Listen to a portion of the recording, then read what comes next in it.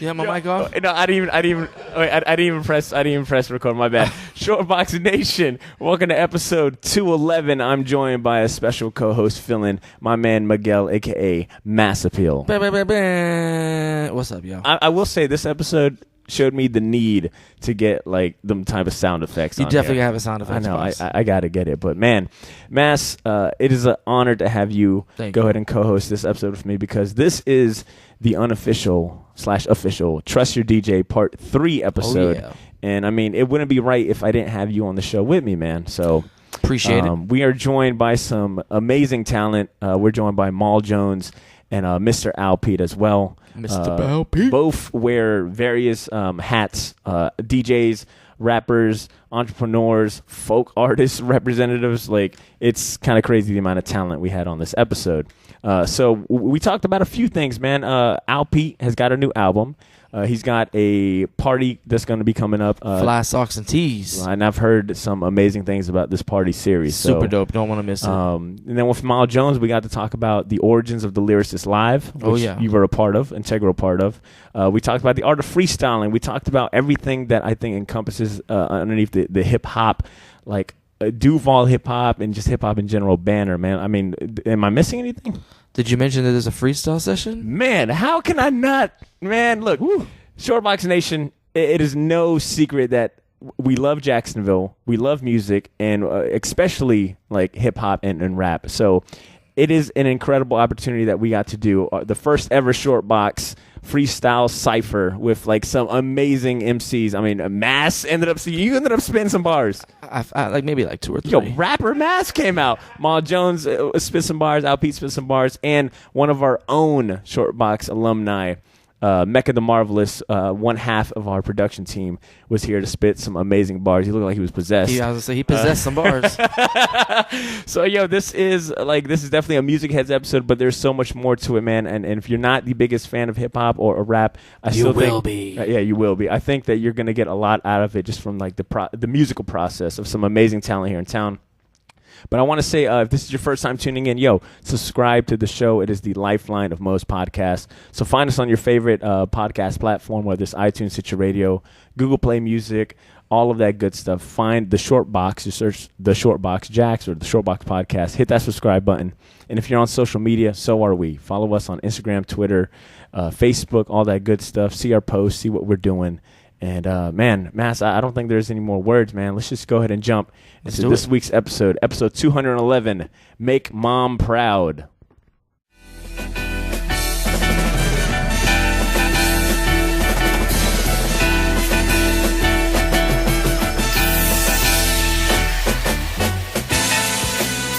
Ladies and gentlemen, I present to you the Shortbox, Season 5. Let's go, yeah. Ladies and gentlemen, welcome to a grand time. Lighten your comic world up like a landmine. First class Marvel man fine with a tan line. iTunes, the Shortbox, you know my favorite line. Top shelf pop culture, comic book vulture. Supply what you need, elevating for the culture. Who better than we? Jacksonville's best voted. Season 5, round of applause, it's a golden moment. Fanboys and fangirls, here come another round of Ville to Wakanda forever. You know we hold you down, so sit back and relax and elevate your vibe. It's truly been an honor. Oh yes, the pleasure's all mine. Yeah.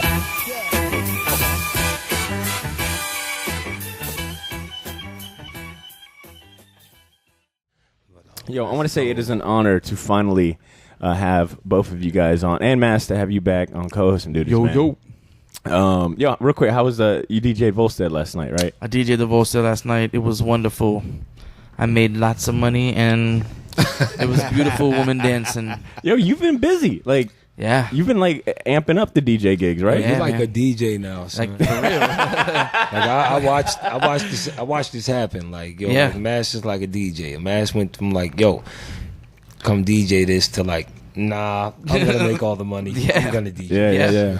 And that's if you're not DJing like by necessity, and sometimes it was just like, I mean, that's really how it started. It was a necessity. Like, I got laid off from work. I kind of had already started at Cask, and it was like, hey, what's up with Friday? what you doing on? Let me hold down one of them days. I was gonna say, if you're not DJing, then you're normally slinging drinks across the counter. I bartend too. I do all the cool things that you want to do in life, and that's my job right now. Man, I respect it, man. But so what I try to do after every Trust Your DJ episode, I mean, the first one was you and Nick, and then you guys both were like, yo, you got to get Al. I wasn't able to get him for the second one. We got Tough Junkie on. Yep. But even Tough Junkie was like, yo, you got to get Al.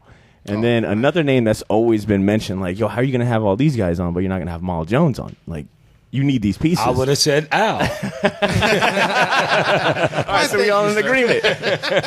Al needed to come on the show, and I think it's perfect time because Al, you just dropped a new album. Congratulations, by the way. Yes, it's fantastic, man. I was playing it earlier today. Yeah. Cool music. Thank you. And Mal, I think we can all agree when it comes to looking at the history of Jacksonville and even just Duval hip hop and just small with just that lens. I mean, you're an integral part. You know. Yeah. I mean, it's because I came up with these dudes. Like, I kind of been on the scene for so long. So anybody who was gonna eventually be a part of this scene or wanted to come onto this scene, they heard or knew about me and what I do as far as just being relevant on the scene with rhyming and just being a ferocious, like, confrontational battle rapper back in the day. I met, I met these guys, and I like seen them all like come up, like in like every stage of almost everyone who's relevant. I was right there, like at some point in it, So that's all of that comes into what I do and who I am, the culture. Yeah, Yeah, what I think are. Because the Trust Your DJ episodes were some of our highest played episodes. And the feedback I was getting from people who enjoyed those episodes was, man, I didn't know that the history of, Jacksonville's, hip-hop scene was like this. I didn't know all these players, all these names and stuff. Some people might have seen the names or been to a show but didn't know how they interconnected. And I know for me, that's what I enjoy about having folks like you guys on the show, because you guys just have these perspectives on the growth of hip-hop. And the best part is, there's elements that you guys all talk about and share. So it's like, okay, so that's definitely a truth, But then you got your own unique, perspectives of how it went down in your eyes. And I think that's just really important to document and have you guys on the show to talk about, man. So I'm like honored right now to, have you guys on the show and, kind of break away from our usual comic book and movie talk to kind of talk about, one, Jacksonville, and two, music. And, my favorite genre. Comics, oh, for sure. Don't worry. We will find time.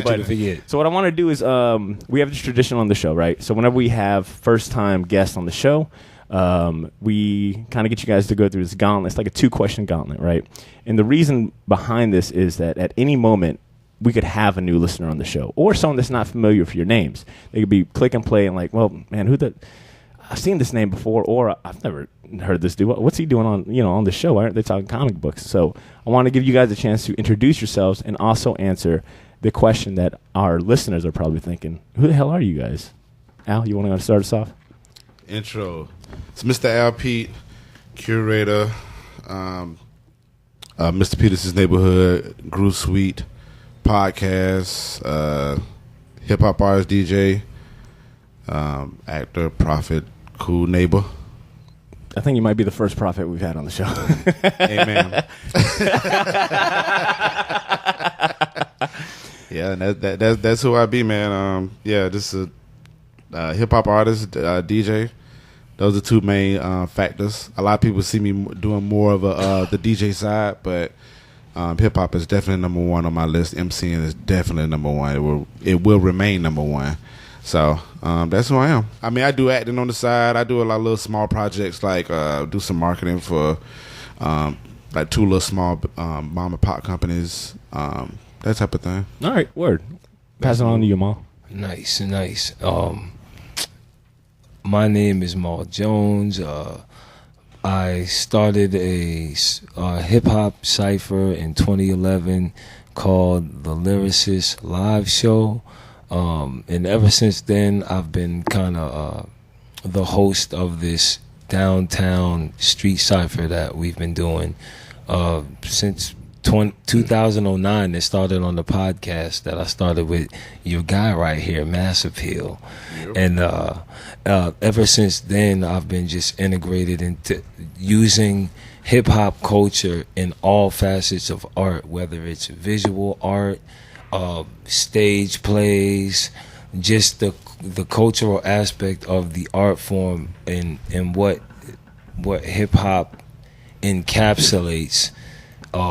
I've just been trying to like feel my way around all those spaces that hip hop hasn't taken a full grasp of yet, and that's kind of what I do. I do a lot of different things with the culture, but mainly the art of freestyle rapping.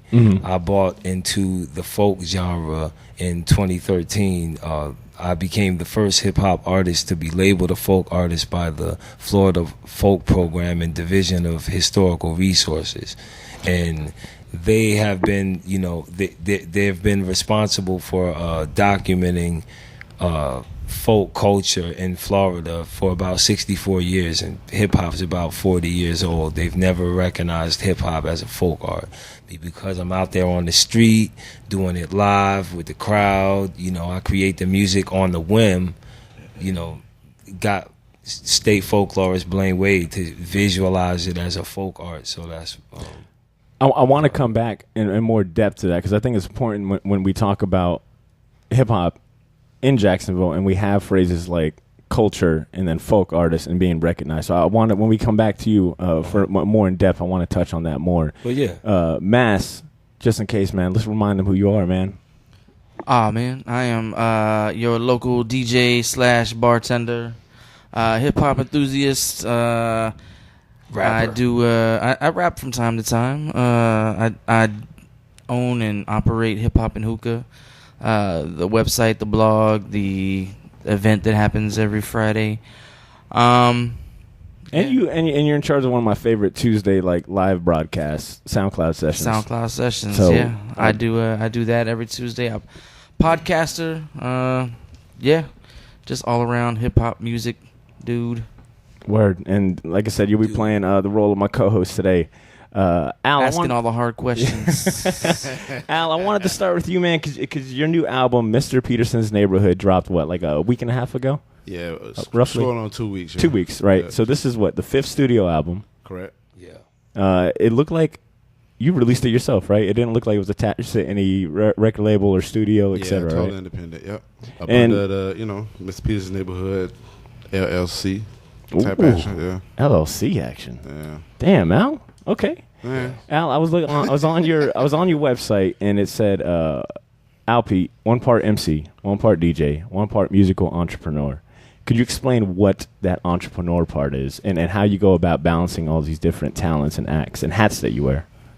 It's funny because last week I kind of reflect. You put yourself in a reflective mode. Sometimes you get to a position you just like, all right, where you get put into reflective mode. It's not like you're going to say, hey, I'm going to sit down and just reflect on everything. Right.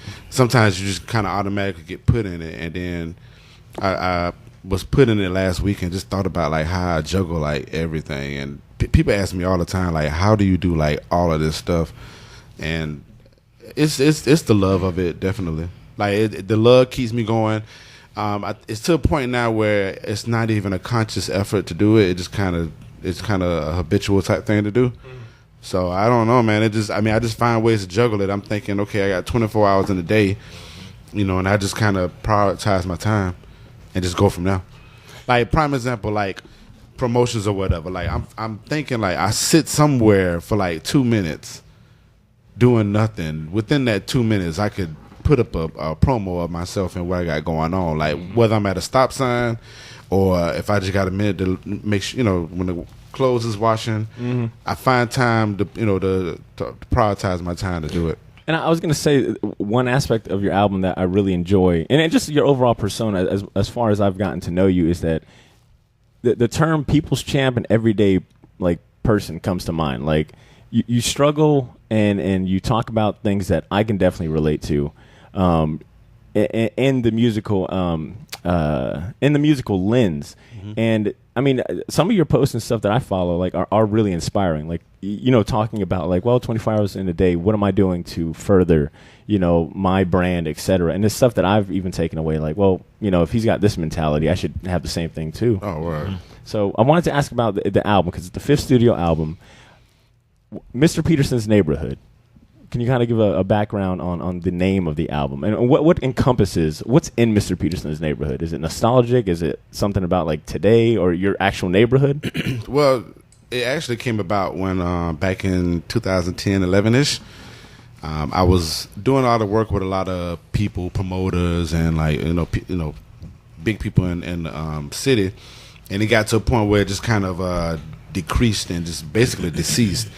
So I was kind of stuck in this mode where I was like, well, I don't know what to do next, because I was kind of somewhat dependent on doing like the glossaries and all that stuff, Rewind Old School. Right. So when all that kind of disappeared, I was kind of stuck on what to do, because it was just a lot of things that was going on in there that I just totally didn't agree with. So I big Centoria Thomas and MJ Baker, man, just one day out the blue, they were just like, you need to do your own thing, do your own parties, start your own thing, call it Mr. Peterson's neighborhood or something. Like they just said it so casually, and it just stuck. And it set with me for about a year and a half, and I was just like, all right, cool, I can kind of embody this whole Mr. Peterson's neighborhood, because the people that follow me, they treat me as such, and I feel like I treat them as such in regards to just being that one person in the neighborhood or in that community that people can relate to and be kind of easy with, and kind of be the voice of the people. Mm-hmm. So I just embodied that, on top of the fact that by that time I was a DJ. I think a lot of people just forgot.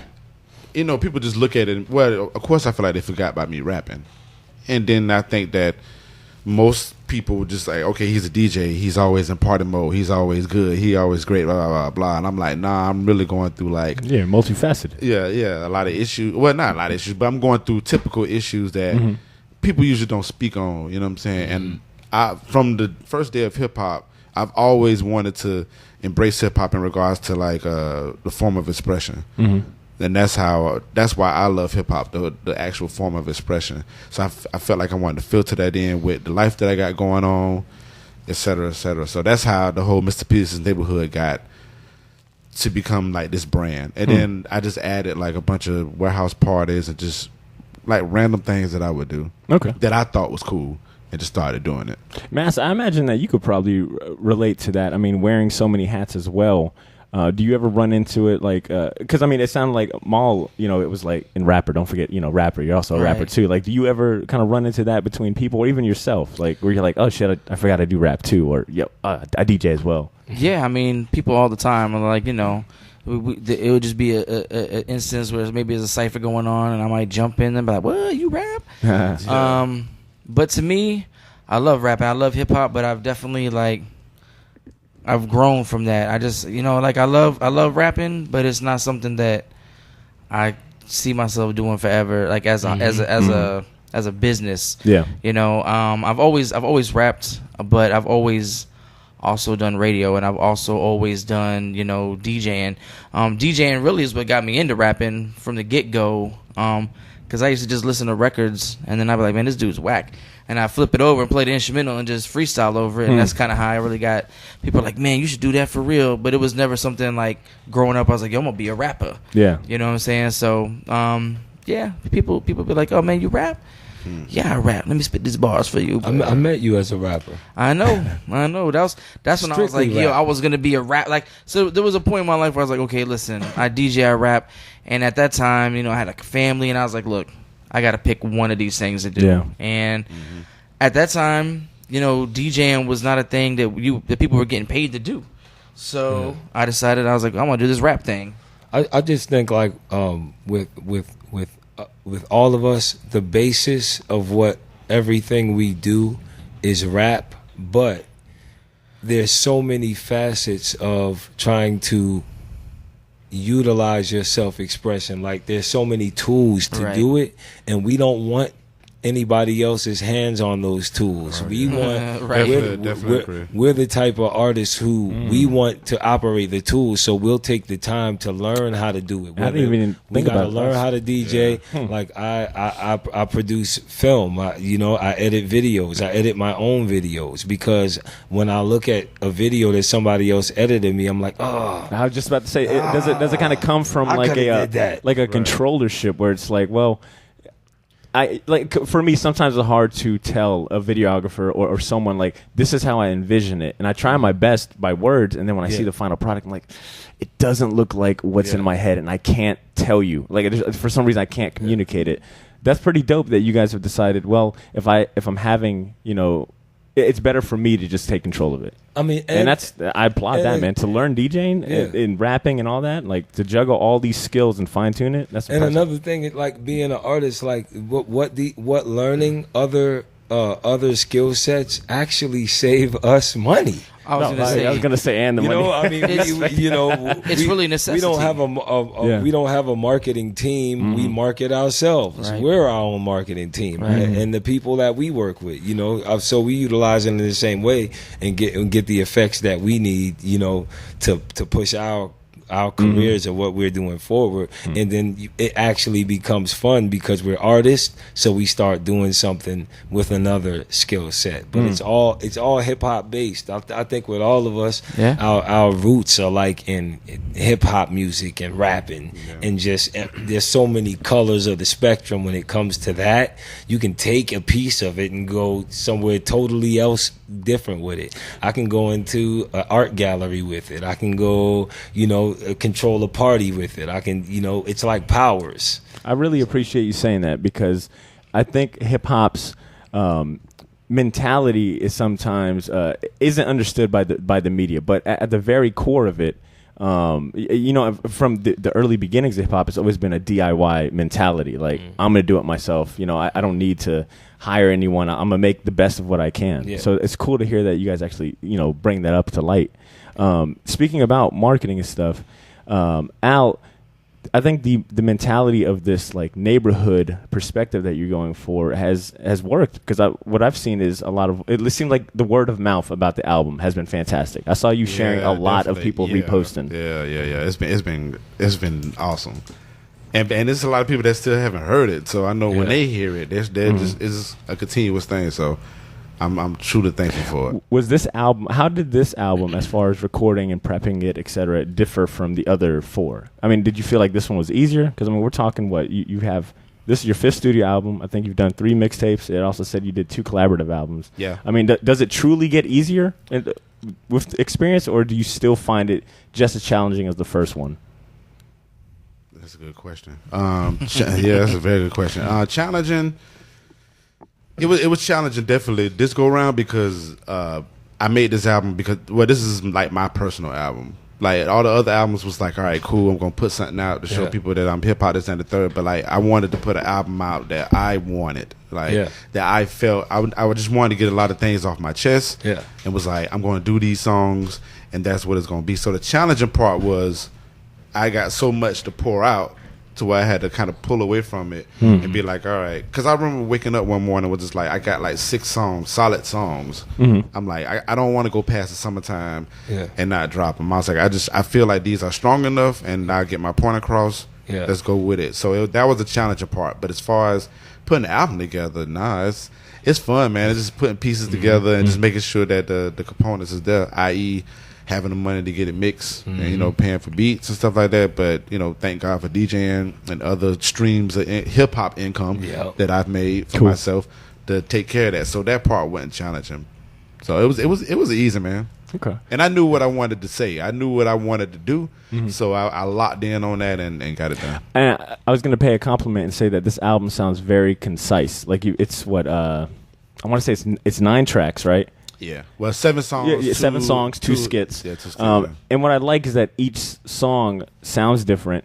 And the subject matter, man, like some of my favorite songs on the album are Check Reports, because Check Respect. Yeah, Check Respect. Sorry. Who that doesn't work in the 9-to-5 / corporate world can't relate. I thought that was really dope, just because I've had those moments sitting at work, like, man, I'm destined for way more. I feel like my creativeness is being, just. There's a ceiling there. So to hear you rap about it, I was like, yo, this is fantastic. Yeah. Family Hurts was a great song on the album. Right. The track For My Neighbors, that sample was fantastic, by the way. Right. I love the beats on this album a lot. Did Natsuko do all the beats? No, Yeah. No, Nascal did Check Respect. Okay. Who did all the rest of the? Was it various people? Yeah, various people. DJ Burn with Okay. That's right, Burn did some. Burn Okay. Jones did 3 of them. He did For My Neighbors. He did The Golden Life, and he did. It's another song. Is it Iceman? Iceman, yeah. I was gonna say Iceman was one of my standout favorite tracks because in Jacksonville, Iceman and Mr. Kicks was like, Yeah, definitely. I remember like begging my dad, like, yo, can we please go to Iceman and Mr. Kicks, Dad? Please, please, please. And when it shut down, that was one of those stores that I finally started understanding, like, man, this community has really become a part of me. And when that closed down, I was like, wow, like, where the hell do you go to buy like Dickie shorts? Right. Yeah. Or your the gas station. suits, yeah. Now Dickie done sold out to all the chevrons. And then your other track, Young Me, man. So like I said, the album's very concise. The production sounds very clean, man. Right, thank you. Kudos to that. Yeah. So I mean, what's the plan now? I've always wondered, like, you drop the album. Are you still in album mode? What's the plan? I mean, is there the show? I imagine shows. What's on your mind right now, post album? You know, it was funny because when I put the album out, I was like, I didn't think too much of doing shows because I was just like, it's just an album to listen to, you know, whatever the case may be. If I do a show, that's great because I feel like I have a really decent catalog of music that I could perform. But now that I've talked to a couple people that listened to it, and it was like definitely influenced by it. So I'm gonna put together a listening party, and then I've been hitting up a couple people. Promoters and stuff. Promoters out of town and stuff like that. Hip hop promoters. Let's see if I can get some stuff out of town. Definitely reached out to the promoters here. Yeah, it's a good package, man. Yeah, definitely. I mean, appreciate like it. When you said this album is more like you, like I feel like that about like all your albums, but this one with with the artwork and just the package is for the times. The seven song album is repackaging yourself in this day and age. Yeah. So I really bigged up Pete when I saw that because I had been stressing like less is more nowadays. Yeah, definitely. In the time of just speaking about less is more. You had once made a Facebook post that I was like, wow, that's ballsy, and I respect it. You wrote something along the lines of. You were like, fans asking me, how come I don't just drop an album or, drop weekly songs or whatever? Why is my music so scarce? But you were like, that's because when I come out, I want it to mean something. I want you to be like, oh, where's he been? Okay, fine. I got to listen to each. Like you said, I'll drop a 2-minute track, but I'll make sure all those 2 minutes are worth listening to. Yeah, like in a different mind frame. Like if I was a rapper in my city that wasn't doing what I was doing with the Lyricist Live, like I would see the validity of dropping or of feeling to drop a consistent like album. But since I've been doing this, my aim has been to utilize the art of freestyling, like just coming off the cusp with the music in my city like it's sort of like immersing myself into my city and sacrificing dropping that for that because you don't want to oversaturate. Like we never want to oversaturate ourselves to the point where it's like, oh, it's him again. Right. I don't have time to be like it's him again. I'm trying to like I have a path that I'm on, that I'm following, and that can happen at any time. Like I got songs with JEA. I got my Shakespeare poem. It's just different facets of the performance art. Like that's what I feel like rapping is, like performance art. So I utilize it when it's necessary to push my paradigm. You see what I'm saying? So if I'm every month I'm out there freestyling, and every month I'm the one seeing what I wanted to come from it. You know what I'm saying? It's like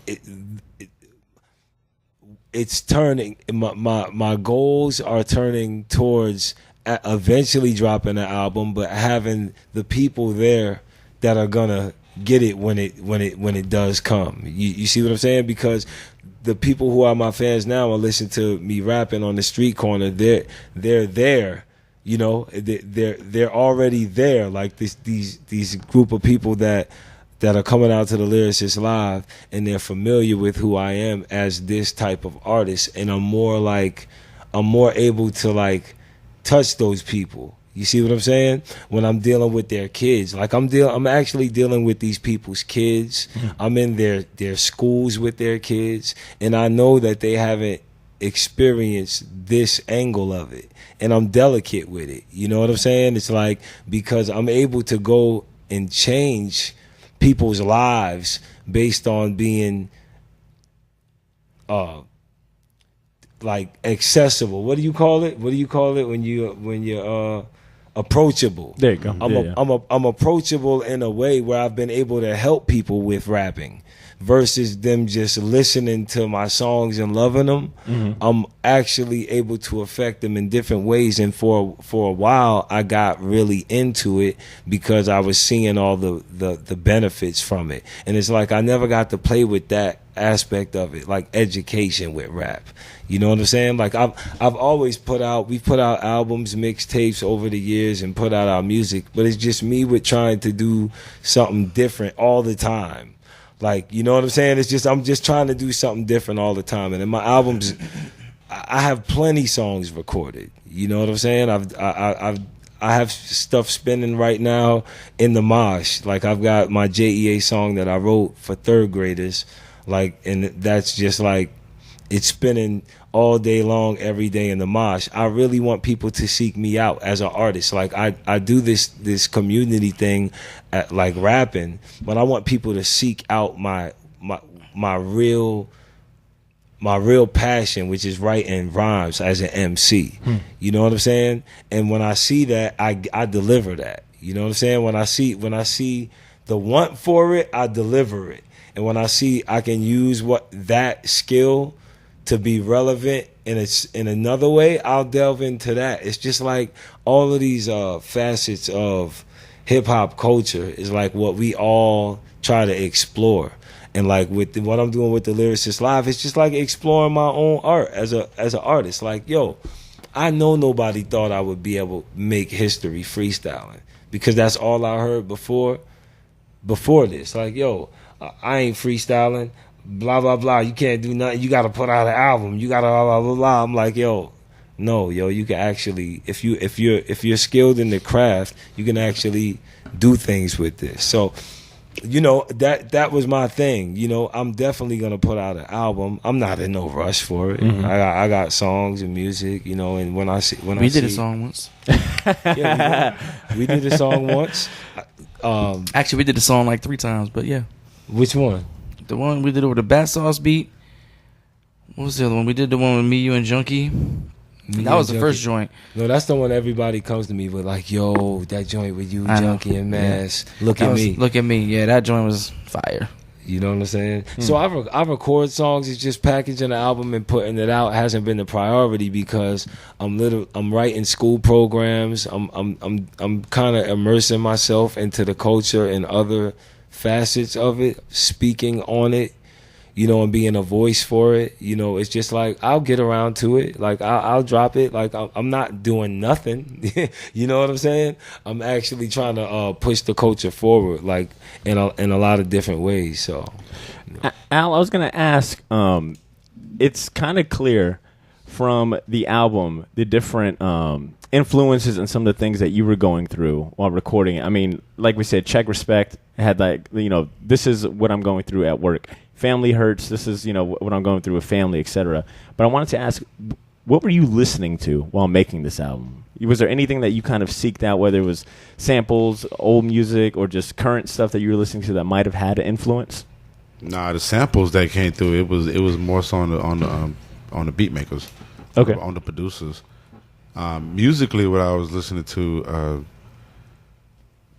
I kill Outkast album, Quemini, all the time, man. I kill that. Good reason. You're not the only one, bro. Yeah, I kill that all the time, man. And every time I listen to it, I just hear something different every single time. And that's album been out 20 years now. Yeah. And I always hear something, especially like sonically, like when I'm hearing it in the car, when I hear it in my ears.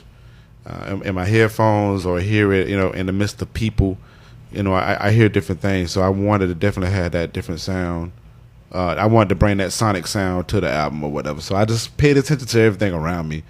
You know, I'm always going as a DJ, always going as, you know, a business person. But sometimes I never get to sit down and just kind of listen and see what was going on. So, like the song Check Respect, when it transferred over to Family Hurts, you know, you hear that dog sound, the dog sound and the whole ambiance of the neighborhood.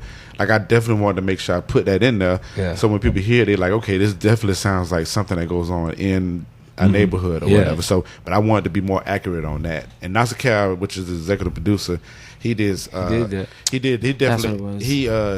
tremendously helped out on the transitions and the actual sound effects of the album. So sometimes I recorded so many sounds on my phone. It was crazy because it was like pouring down rain and like thunderstorm, and I would just sit outside and just had to, you know, and just listen to the sounds back. And maybe I would put it in there. Of course, it didn't make it, but I would just record different ambiances, like people walking in the house, or you know, being in a diner and hearing like the plates and stuff like that. It just those type of sounds. So I paid a lot of attention to those type of sounds on top of listening to like just, you know, general music. But definitely like Outkast, Aquemini was like top. I was gonna say this gave me a one of my favorite rappers ever. This gave me like a Fonte vibe. You know, like the last two albums he's put out has been, I think the phrase is like grown man rap have been thrown out there. And I mean, I think it's a great phrase. I don't see it as any diminishing. I hope the same thing for you. It's just like, it's unadulterated, it's unfiltered, it's no gloss rap. It's like real life. This is stuff that I am going through that you're definitely going through. Like you said, just from the ambiance, like the mindset of like, hey, these are real sounds that you hear in real life. I think the things you touched on, mine, I was like, man, this is right up there with all those Fonte albums recently that I've really loved, where it's like, that's an honor, man. You know, and I thank you for that honor. I mean, a lot of other people said that as well. And I mean, you know, he's one of my favorite rappers too. Fonte, so. Because I mean, one of my favorite that's albums, actually how me and LP met. Oh, the Fonte show? Me and Junkie opened up for Little Brother. Oh, word. Okay. I think a lot of us met in the era of like, you know, Raleigh, Durham rap. And hierarchy. Word. You know what I'm saying? We was all influenced by it, man. Yeah, definitely. Word. So I think even before we had talked about getting on the show and even like that new album, one thing I had appreciated was that you're a fellow podcaster. You got, I think Nick Fresh, he was the one that mentioned, hey, you got to get Alpede on. He also does several shows with me on 92.7 The Beat. You know, Nick's got The Looseness. You've got Cubicle Music Mondays. Indeed. And Mr. Peterson's Neighborhood, right? Is that the other one? The Groove Suite. No, the Groove Suite. Yeah, the Groove Suite Thank podcast. you. Yeah. So on Mondays, every Monday, 9 a.m., noon, 5 p.m., 8 p.m., which I should have plugged in on my intro. But I am a radio podcaster, if you want to call it. Master Pill even told me, you know, about a month ago when we came to the podcast meeting. He's like, yeah, you're a podcaster, dog. He's like, Cubicle Music is a podcast. I was like, okay. He's like, you throw it online, right? I'm like, yeah. And I mean, and you're running two of them, you know? Yeah, definitely. Like, two that not only can you find on normal podcast platforms, but also 92. You got the backing of 92.7 The Beat, definitely. You know? Yeah, they definitely back me up on that. So, but yeah, Cubicle Music Mondays, I do that, and it's just me kind of like playing the set that I DJ a set that like a lot of music that I like to hear. I mean, of course, I play the music that's current and stuff like that, but I love putting my flavor to it. I love being the curator of it. I love being the program director of that, man, and which puts me more into that mode of, okay, after this rap thing, and I did radio briefly with like iHeartRadio or whatever, but the whole program director thing, like I would love to get more into that, man, especially with my degree as far as communications. I definitely want to get into that part, but. So I do that, and then I do a Groove Suite podcast, which basically focuses on like the soul music, progressive indie music or whatever. Our easy listening music or whatnot. So shout out to Sasha Thumper. It was her idea, really. I mean, it was really the fans that did it. Like we did one, and they was like, yeah, you and Sasha sound real good together. So we just expanded on that because truth be told, I did not even want to be a podcast. I was like, I want to stay away from podcasting. Like, I listen to it, but I never wanted to do it. Yeah. But why the podcasting is becoming another one of those tools that we all need. Oh my God, I'm like being pushed into podcast land. I'm not even. I'm surprised you don't even have one, dude. Like, everybody like, I'm being pushed into it. Like, okay, why the initial just kind of like anti podcast view? Because overall, I've always wanted just to be a rapper, and I tell everybody all the time, like, if I could just pick one thing, I would just be a rapper. Like, I would just sit around, read books, listen to music, go to a local coffee shop, smoke some weed, probably, you know what I'm saying, and just write rhymes and just focus on making music. You know, being that hip hop musician. But I always wanted to focus on that, but when it comes to production and like podcasting, I was just like, I feel like those are like some intricate type jobs. I'm like, it'll take away from my time, and I like a lot of my time is going, but like those type of things, I'm like, I need to sit down and focus on it. But it's crazy because like all my shows, like the past like 6 or 7 shows of Groove Sweet Podcast has been recorded on my phone, and I just transfer it over and put it together as if I was recording myself, which I do. And it's just the same methods as if I was being an MC or whatever. So I looked at it tools. at that. Yep, there we go again. Using those tools, and I just put it together and go from there.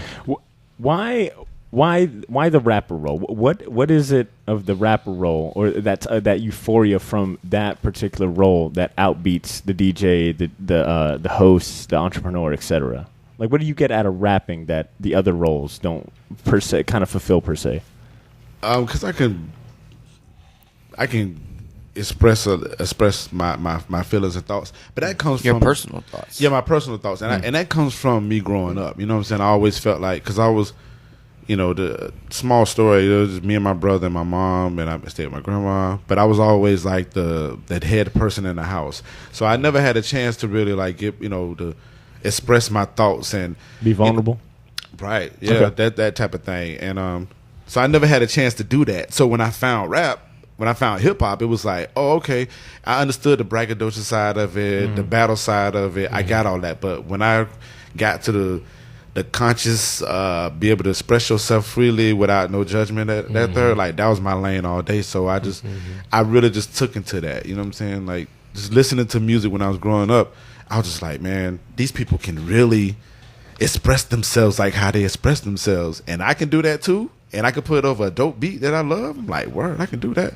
So but I never thought I could express myself in those other lanes. But it's crazy because like DJing, like it seems like I express myself like so much when I'm DJing. Like, but you're expressing it for other people. Oh, that's a good right? Good way to put it. Exactly. You know what I'm saying? Like you're looking at the vibe of the people that are there, and you're DJing for that. You know what I'm saying? Like I feel like in order to be a great DJ, we want to DJ for ourselves, but we really DJ for the people. You got off work, you had a hard day, we got the songs to get you, live, you got some drinks in you, you know what I'm saying? Yeah. So you don't get to express yourself like specifically like you do with rap. You can't say, this is my issue I'm having right now. DJing is like, hey, we all going through this, I don't fuck with you, you know what I'm saying? But that's you exactly. So same thing with podcasting. Podcasting is dope, but you really, the material is mostly about everybody else. You know what I'm saying? So you don't really get to express. You might be able to express a little bit of your feelings in there, but rapping is where you be like, it's all about me. Yeah, definitely. Ever since we've done these Trust Your DJ episodes, I have, and I think it was shortly after the Tough Junkie one, the Trust Your DJ Part 2 episode. I wasn't like, all right, when I go to these bars and clubs, and one of the DJs are spinning, I want to like really pay attention to what they're spinning, what the message is, and it just so happened like, I think shortly after that Trust Your DJ Part 2 episode, it was like a Black Friday. I went to Brain Dogs on a whim, just randomly. You were bartending, Mass, and Al, you were spinning, and man, I only wanted to be there for like one drink. But I was there for like your whole set. It was so yeah. Thank you, Nighthawks. I apologize. It was so good, man. Like you went through. It felt like I went through a journey, and it was everything that like Mass and Nick and Tuff were talking about. They were still in the back of my head, and I was like, man, he's playing. It feels like you were playing your set specifically for me. Like I was like, man, he's every song I want to hear, he's got it. The Diplomats, this sample, Jay, all of that. So Yeah, yeah. I wanted to ask that you. was hard, man. I appreciate you coming through at that, and yeah, I remember that whole gesture of that, man. Like that night, I was like, all right, I always get happy when I get to play like my sets. Right, yeah. I always get happy. So because there's different DJ sets. Like there's DJ sets you play at the club, and then there's DJ sets you play when you're more like in in you your got own a majority environment. of people that in the room that like hip hop. You be happy, like Right. like it's certain venues that when I go and I'm like, these people I'm don't even know. outcast them to death in here. Like when I holler at a DJ.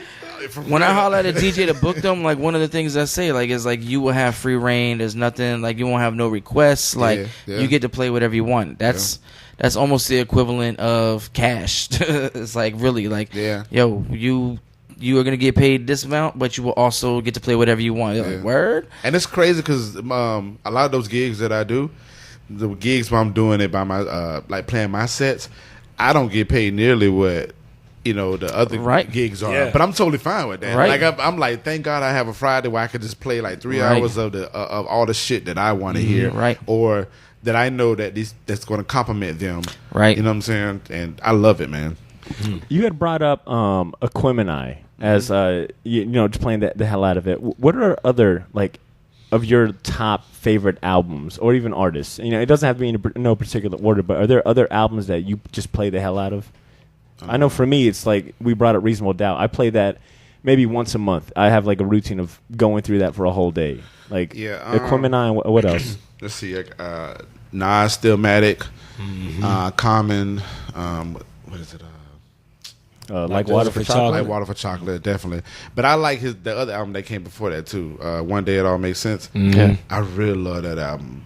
So I battle those two. As long as you ain't say Electric Circus.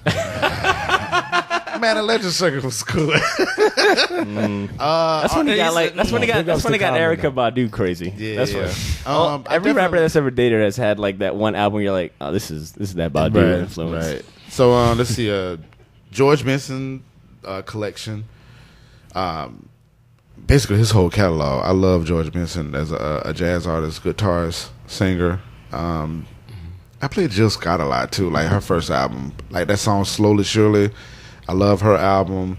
Marvin Gaye, "Here My Dear." Man, no one else ever brings up "Here My Dear." It's one of my I think I like it more than What's Going On just by a little bit. Yeah. Only because "Here My Dear" is such a wild. It's the Alimony album. It's the album that he made to pay off alimony. But it's so goddamn good. Right, for somebody to do something like that, I was like, wow, this is pretty powerful. Like he put it all out there. Yeah. That was a petty album. So a lot of them songs are real petty, but I'm like, I appreciate the honesty. Right. This is why I love these episodes, man. I could talk music for hours. Al, I want to shift to Maul real quick. Right. And then you can always chime in and touch whatnot, but just for time's sakes, Maul, you had mentioned that you are you became the first hip-hop artist in Florida history labeled as a folk artist by the Florida Folk Life Program and a division of historical resource. What does that mean, man? Okay, like I was saying earlier, the Division of Historical Resources and the Florida Folk Life Program have basically been documenting what's considered folk art in Florida. Like and most of it is traditional folk arts passed down like through generations and families, whether it's basket weaving or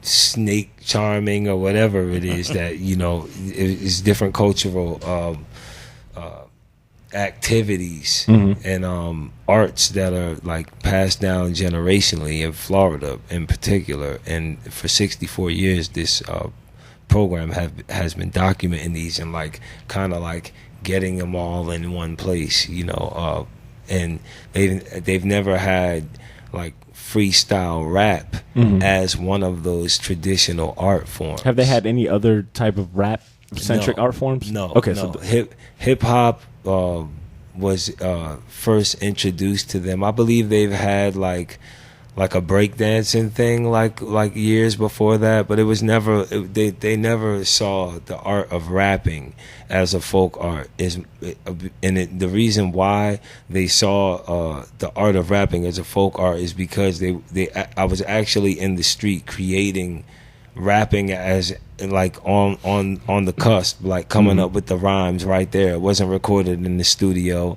It wasn't, you know, put out to sell records. It was actually there to affect people that were there. And me creating the rhymes, freestyle rapping, and doing it right there amongst the people, you know.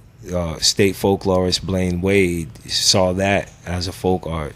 You know, it wasn't until I think you had mentioned the word prophet or something, and for me, you know, watching the ciphers, because I'd go to Lyricist Live, whether it was with my brother or whatnot, or just there at Art Walk. And for me, I'm so used to being ingrained in the culture. You know, for me, it was like, oh, they're freestyling on the street, but I've never thought about it from the perspective of someone who isn't used to seeing that or watching it or growing up with it. How it could look like, yo, this guy is a prophet on the streets, rapping about, you know, his experiences or whatever, and he's coming off like the head. You know, it's like I imagine it might look like some sort of metaphysical type of, like, you know, just moment for someone. Yeah, a lot of people that never experienced it don't realize I'm just showing them what happened to create me.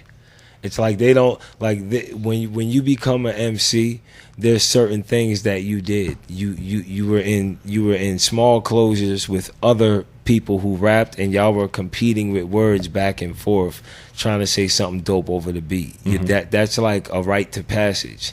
All I did was take that rite to passage and make it easily accessible for all the people in the city, you know, and it has so many benefits of character.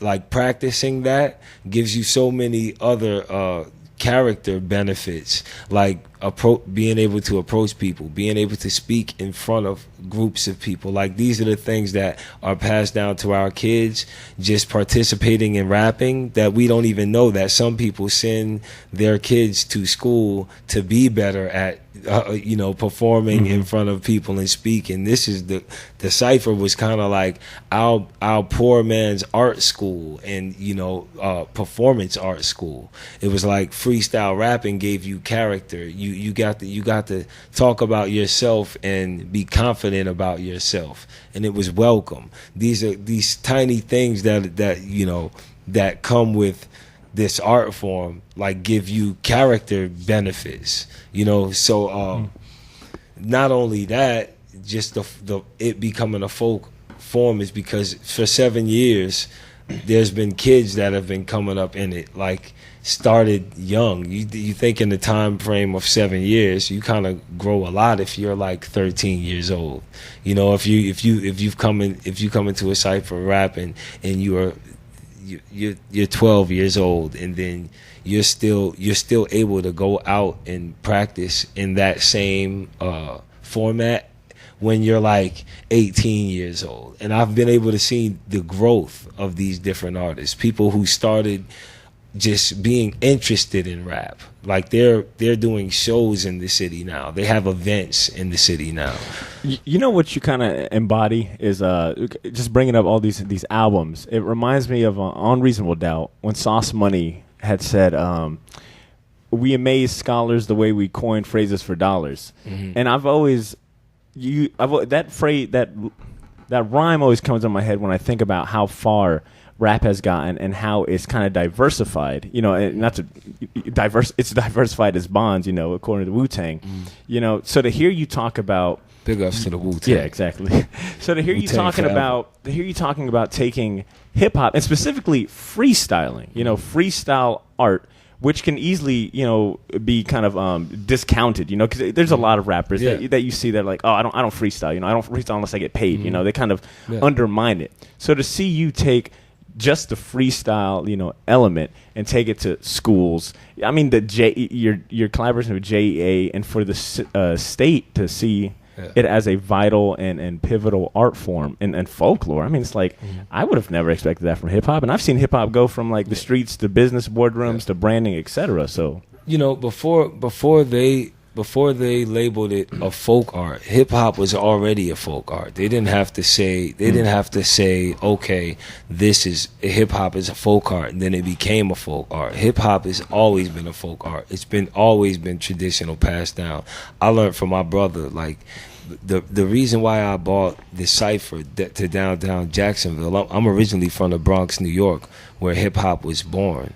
And I used to see my older brother before we moved to Florida. I was 5 years old, and I used to see him go to the park jams and participate in the birth of hip hop. You know, being actually from the Bronx and coming to Jacksonville, I wanted to bring some of the elements of what, you know, where I came from, you know, and what I learned with rapping in the history of hip hop, and kind of bring it as like a novelty here. And that's why I created, you know, the company Coral Castle. It's in Coral Castle Incorporated, and it's just building something for the culture you love, and it becomes like a tourist attraction that people can come and visit and partake in. You know, it's kind of like that type of thing. And I guess that's what makes it a folk art as well.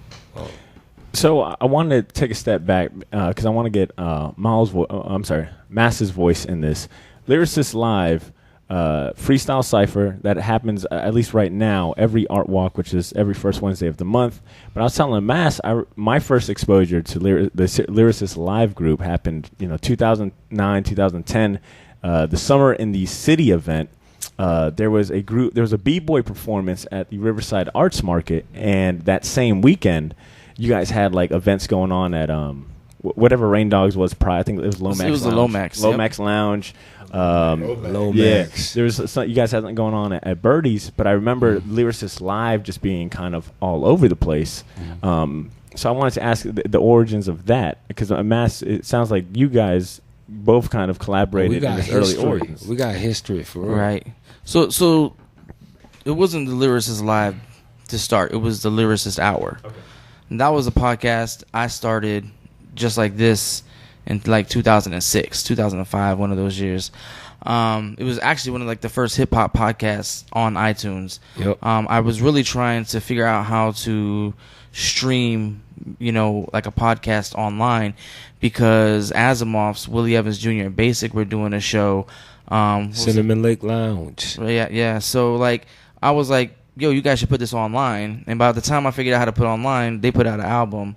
And it was like, we don't care about that. It was like, you do that. Yep. They're like, it was called Skills Generator. They're like, yo, you take it over. And I was like, nah, I don't want to take y'all's show. I was like, but I'll create my own show. So I created the Lyricist Hour, and it went on for years as a podcast for years. And about 2009, 2008, I can't remember. It's about 2008, 2009. I had moved to Kansas City, and when I was moving back to Jacksonville, I hit up Willie Evans, and I was like, look, I want to bring the Lyricist Hour show back, because it had been dormant for about 6 months, and I was like, but I want it to be like a video show, because he had really started to like dive into the video realm. So basically, we were live streaming in 2008, just like you see on Facebook now. Only we had like 10 computers and fucking like, it was like literally like we had like a main. It was like a Hollywood. It was like a Hollywood stage set. Yeah, really, really, and it became like a TV show, and that's how me and Maul. Because when I did it, I was like, well, I need a host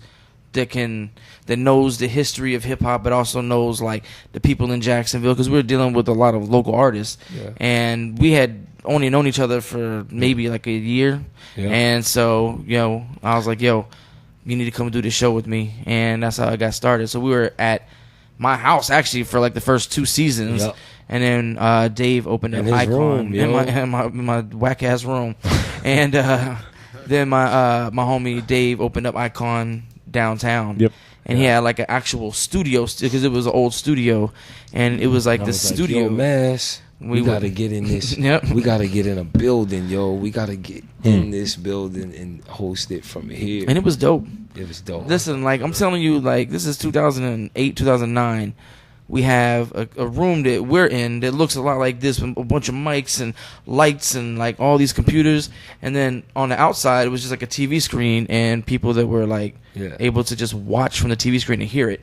And then we had another camera out there, and then we would be like, hey, Al Pete, what'd you think about this? And we'd flip to that camera, and Willie Evans would be out there with the microphone, and Al Pete would be like, yo, that was dope, or that was whack, or whatever. And then we would end every show with a cipher. Cool. So that's kind of how that whole like the cypher just became a part of what the show was, and then it graduated to moving outside because we saw Art Walk, and it was like when Art Walk had just started, and I was like, bro, there's 5,000 people in this building next door to us on Wednesdays. I was like, we got to get out here and do something. So, because one of the first buildings y'all kind of occupied for lyricists live for Art Walk was that the bank, right? Outside the bank. Well, I've been where the Lyricist Hour Show podcast started was only at one location, and Icon, right? that was at Icon Dave's. Boutique. Yep.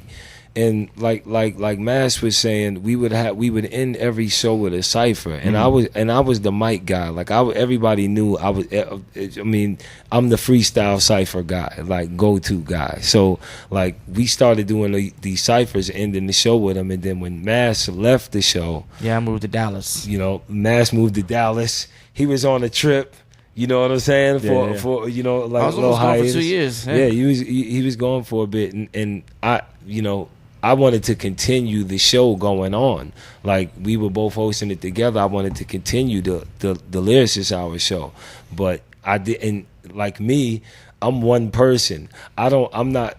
Together we were a team. Like, okay, you're gonna handle the technical side. I'm gonna get to interview people because I know the people, and you know what I'm saying. I'll host the cypher, and together we can do the podcast. So when he left, that portion of the podcast left with him, and I was just left standing there with a microphone, right? So we then, Damn. Boom. Hey, you know what I'm saying? and then lightning struck. I was standing there with the microphone. Boom. And then Al, I got some ambient noise for you to use in the next album. I know, right? word. Yo, that was perfect. I need that was clip. perfect. That clip's going on my album. He just wrote down the time. He's like, I got it. Right? So That was good. That was not a bomb. So I was like, who took that God. picture? Boom. instead of the people, when the art walk, the crowds would develop around the show. People would come from. Our thing was to help promote the business as well. So people would come from the walk, the walking crowd from the art walk would come into Icon Boutique, buy clothes and stuff, and see our podcast. We would kind it was of a like the win-win. stores now. Yeah, good collaboration. So after that, I went out in front of the business to bring business. Cool. So I had the microphone, and I was in. I started the cypher, but from doing solely the cypher, I learned how to create my own flyers. I learned how to edit videos because I had to take on what Mass wasn't doing in my own way. And from that point, 2011, bringing these ciphers, I started to go to different locations downtown and, became the Lyricist Live. So this is a question for the group because I'm surrounded by rappers. And Mal, you can kind of start to answer it first. What is the mentality and the process for freestyling versus writing rhymes? Actually, like I imagine it's a different part of your brain that you're using. Yeah, I like I call it like with the art of MCing. I just call it ambidextrous. So like it's like being ambidextrous. It's like using your right hand and your left hand. I take as much care and skill into like the art of freestyling as I do in writing, and I don't because I love writing, and I'd say I'm a great writer. I still don't take anything away from just being able to express yourself in rhyme form because it kind of helps both. It kind of helps you with both. So that's why I take freestyle. Is there a tornado outside, bro? It's been looking kind of crazy lately. Al, what about you, man? The process of freestyling versus written rhymes. I mean, do you do a lot of freestyles off the dome or anything like that? Yeah, from time to time, definitely at home in my personal space. Mm-hmm. It's just a lyrical exercise for me. Mm-hmm. Okay. Sometimes I do it just to get kind of warmed up. Yeah, warmed up, but I mean, it gets me ideas for other stuff I want to do. Right. Yeah, it definitely, like a lot of my rhymes that have been on my albums, I would say a small percentage of that came from like a freestyle. Like I've said a line and the line be dope, and I'm like, let me stop. Let me stop. Let me write this down real quick, and then I expand from there. But for the most part, I just do it just because it's fun. Yeah. It's just a part of hip hop that I like, man. It's fun, man. It's like fun, exercise. man. Like you're actually expanding your lungs and your rib cage, which is healthy. Yeah. You know what I'm saying?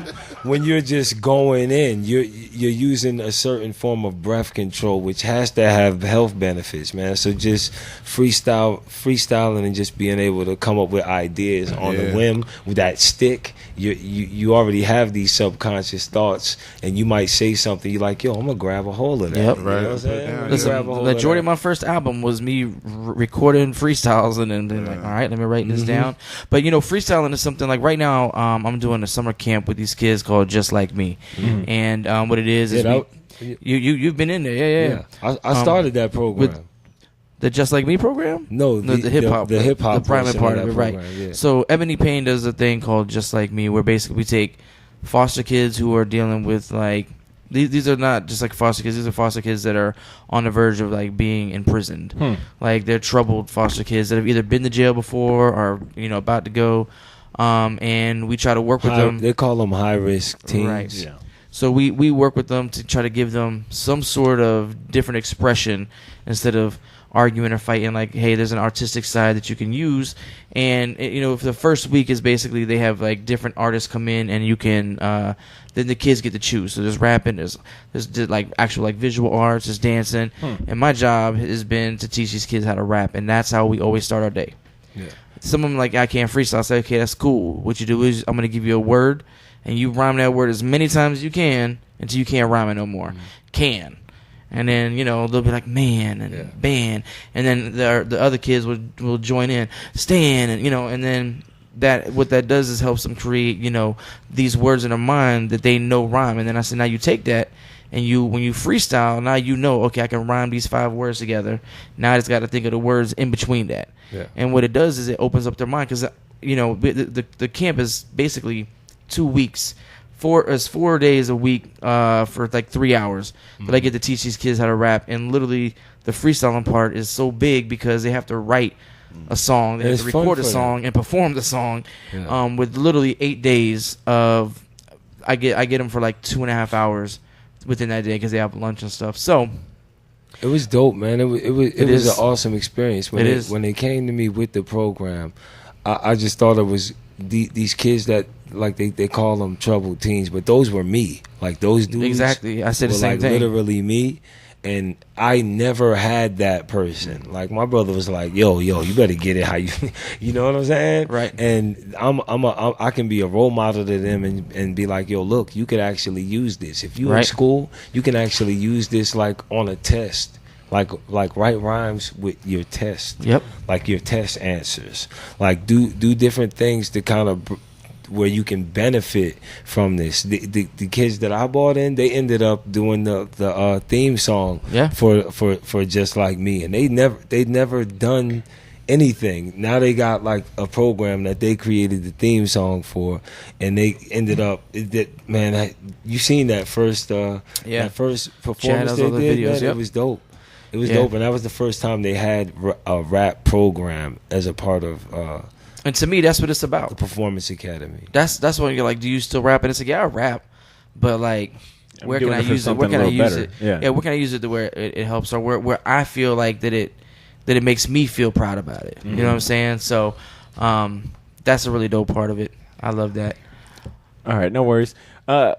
Before we go on break real quick, I wanted to ask, Alpi, you've got, so not only you have the album that came out, but you also have a party coming up, for the lack of better terms, your Fly Socks and Tea party, right? Yeah, man. Socks and Teas. Year 5. Year 5. Yeah. And I've seen pictures from like the one from last year, and was it last year or the year before?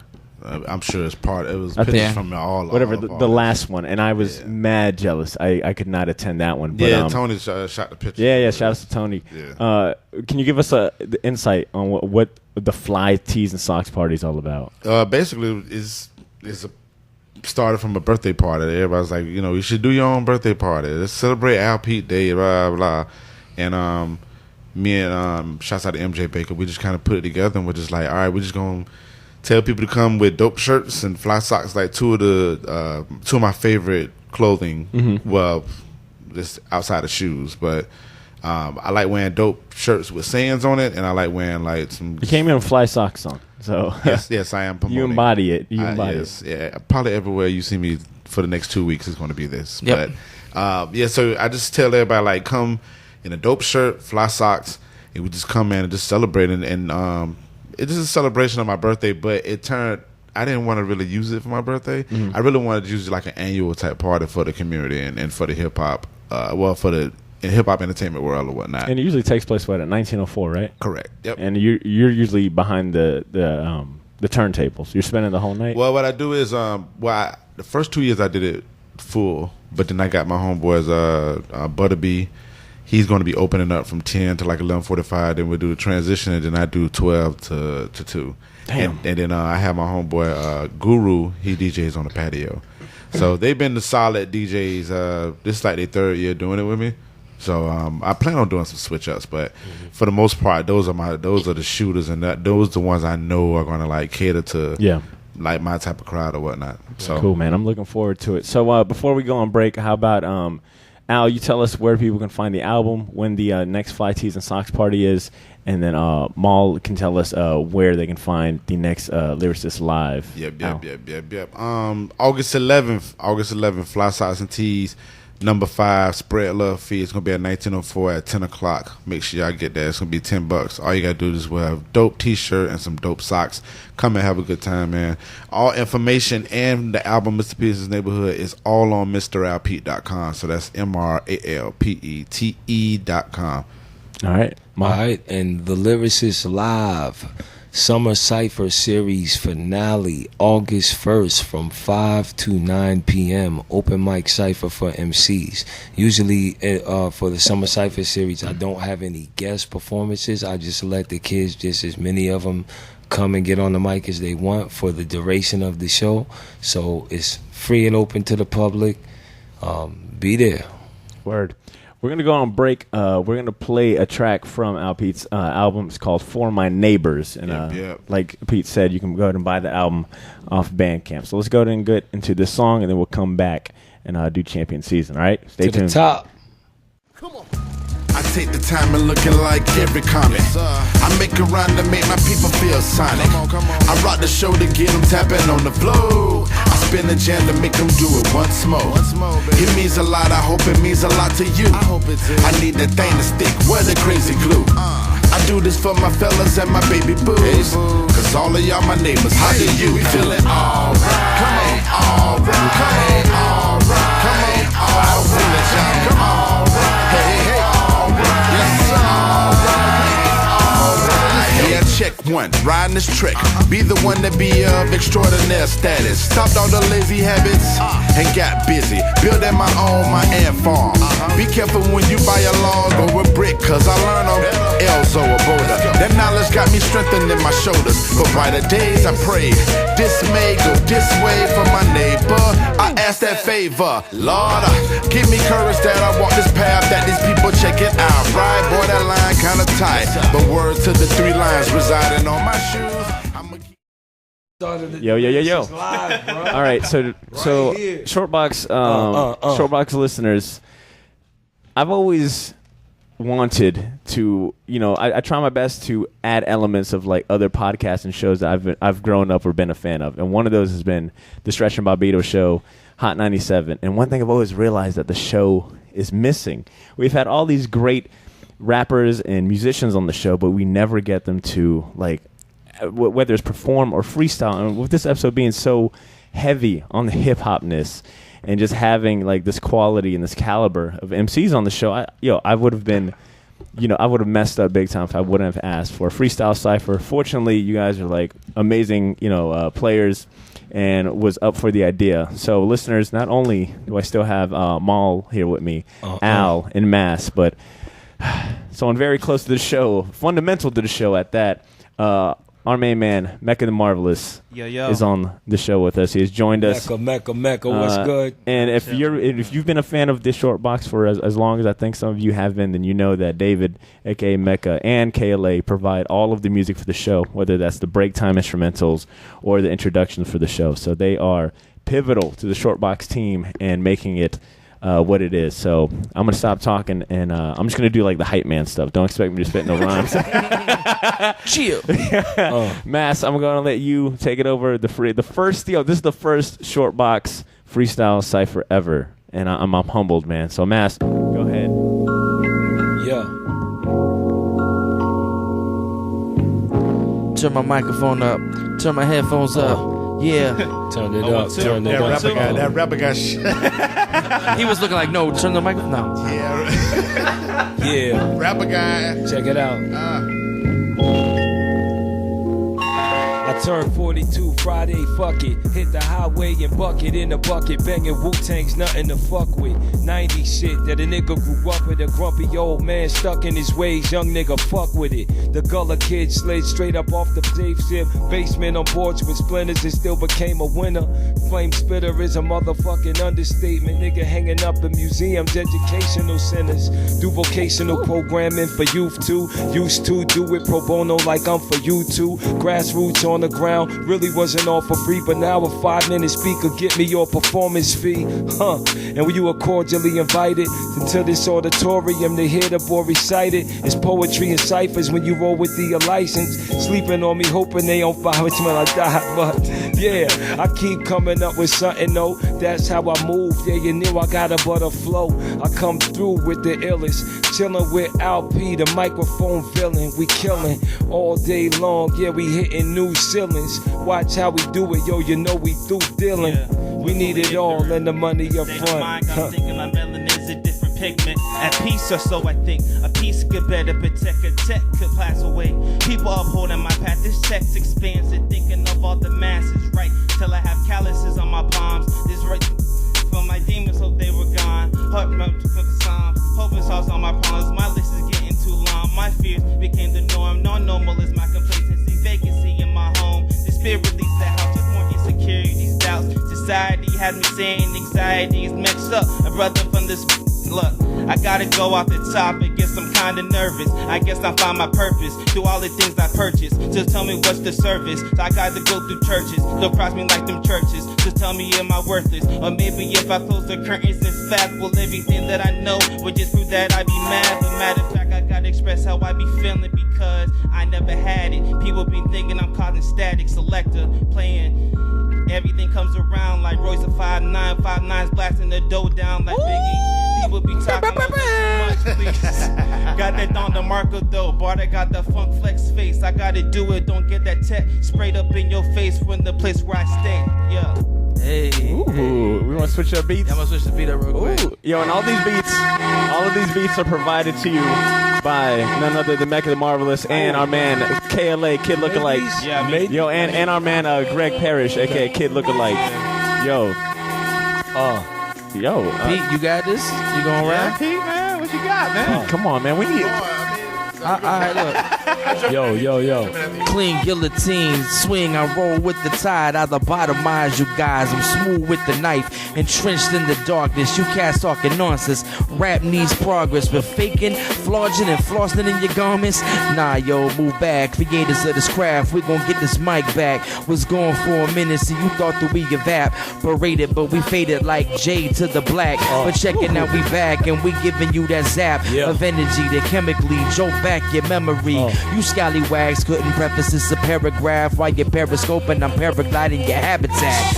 Why hate your murder added to the crime rate? Your gyrate is 38 to its prime state. Your slime face is parasitic to the primates. Premeditated, the proper pounding your light weights. You know the deal, Jack's approval with the golden seal. You hard bodies are candy coated like soul for real. For north side, the northern lights, bro, you know the drill. There's only one mass, the rest of you got no appeal. You got bars, I got nouns and adjectives strategically pieced together to form classic shit. You ain't nice, brother, you tripping like an ass. acid hit the Cuban Rican to give you his whole ass to kiss. Computer crashing, fragmented the smallest fraction. Unrecognizable tone, you're with the mutant accent. You had your chance to get it poppin' with a passion, but now we back online, short box, and we moving classics.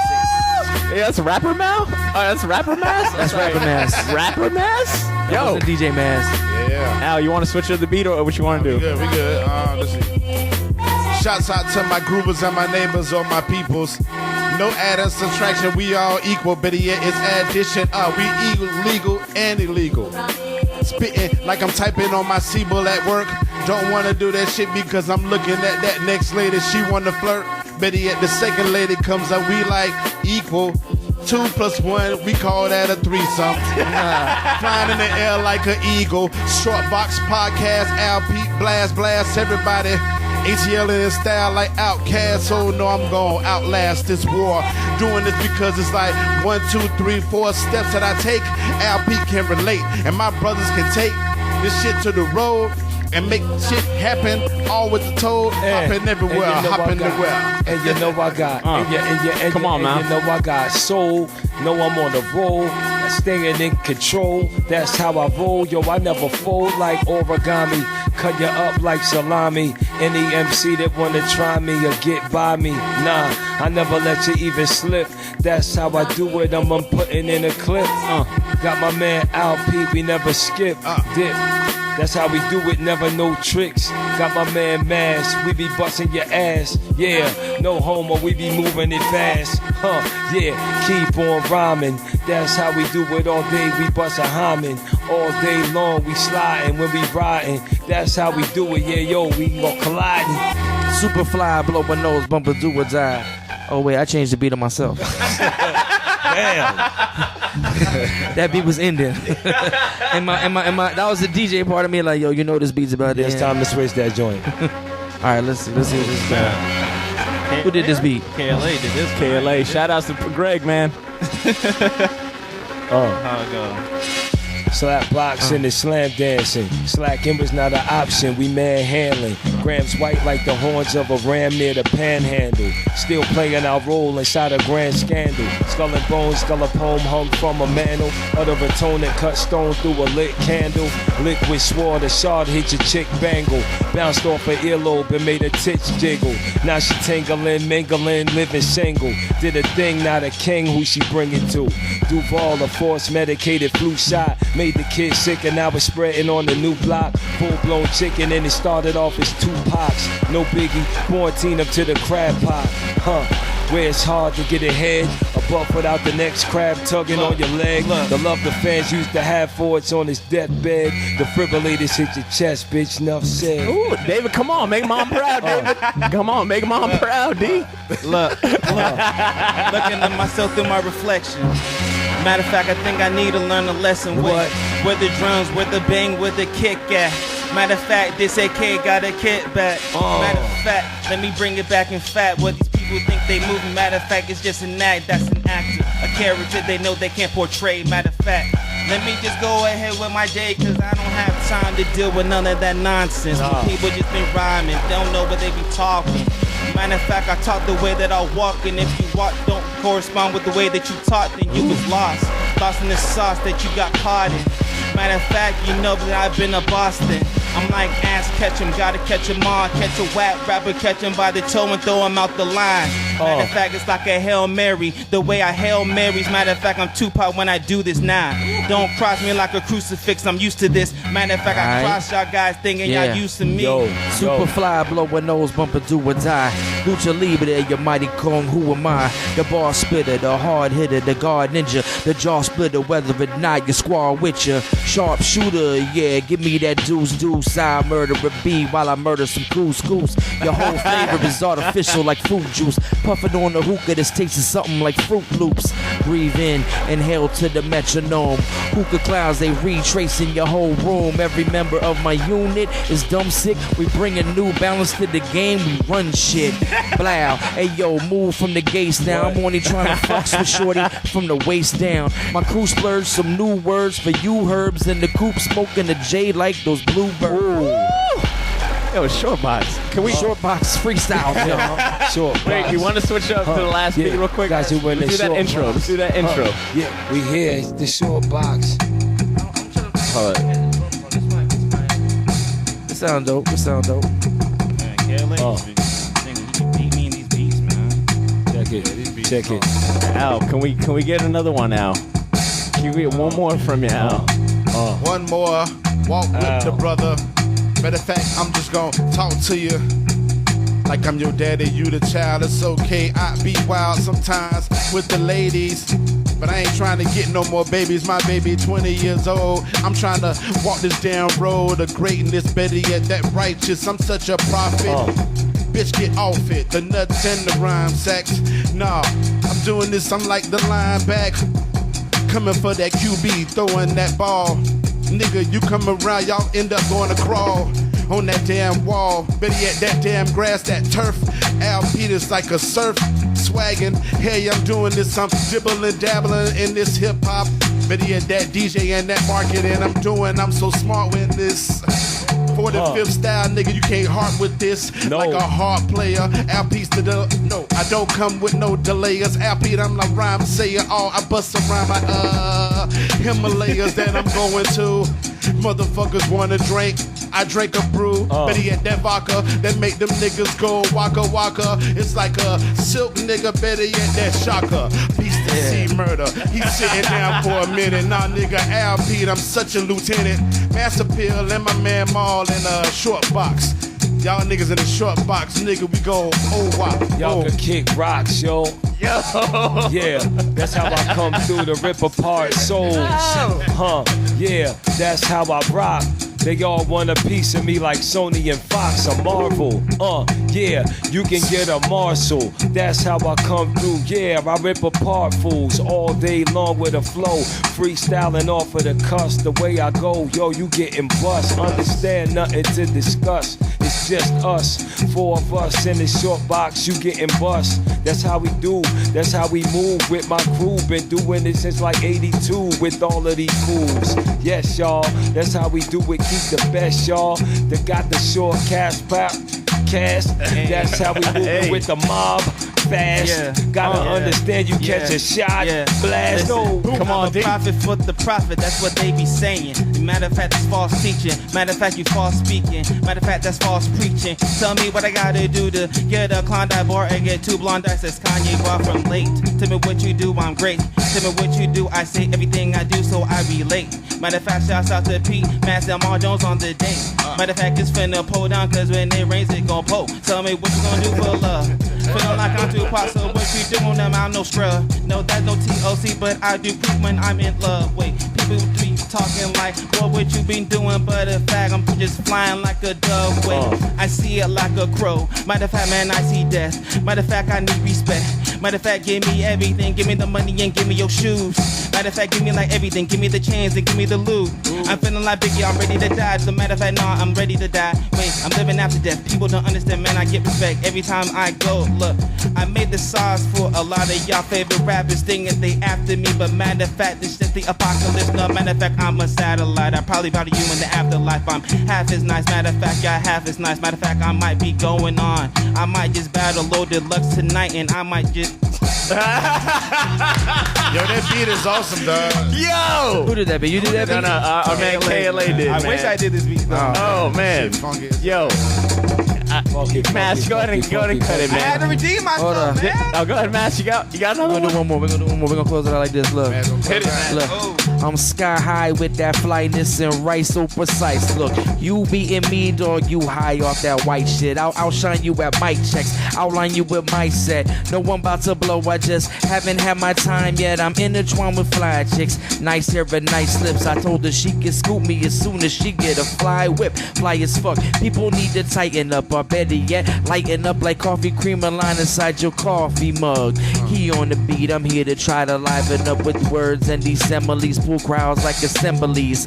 Friends kin to me, say forming and assembling. A little clout and now your hands out like you feeling me. Y'all people is killing me, so pardon me for pardoning the part of me that partially could ever start with arguing.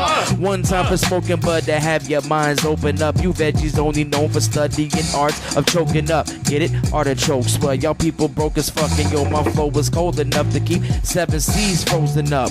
Getting where you fitting in. See, we spinning in rotation like the Earth's gravitation or some Michelins. Now is you listening? Shortbox Podcast Freestyle Cypher Session. Shouts out to my man Maul Jones, Mr. Al Pete. Yes, sir. And Mr. Marvelous. Yeah, you know what I'm saying? Yo, not only Mecca What's the the first Marvelous. part of it? Mecca, man. Mecca the Marvelous. Mecca the Marvelous. I knew that. And one more big giant shout outs to Greg, aka KLA, for supplying Yeah, the the beats, beats. man. man. Man, you guys are fucking flames, man. Like, I almost wanted to jump in. I was gonna be on my Dame Dash shit. You know when? No, you don't. That was fun. All you had to do was hit with the funk flex faces, look, man. Look. When remember when Dame Dash was on that Rockefeller mixtape? He was like, Jay, I wish I could freestyle, cause man, I want to jump on this. Man, thank you guys. If we ever have another freestyle session, it's gonna be hard to follow. That bar is high, man. I had fun, man. Yo, you guys are fantastic. I took a shot of vodka with Al Pete. Yo, we are running tight on time, so I want to go ahead and jump into our champion season.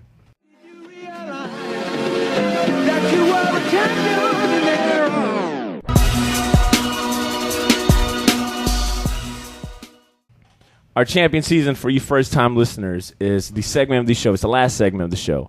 Everyone's going to get a chance to go around the table and highlight a few things within pop culture that has resonated with us. So this could be a movie, a television series, a book, an album, whatever it is that this week we felt, hey, I've really been fucking with this, and I think you guys would really enjoy it. I'm gonna go ahead and kick us. Off, and then we're just gonna go around the table.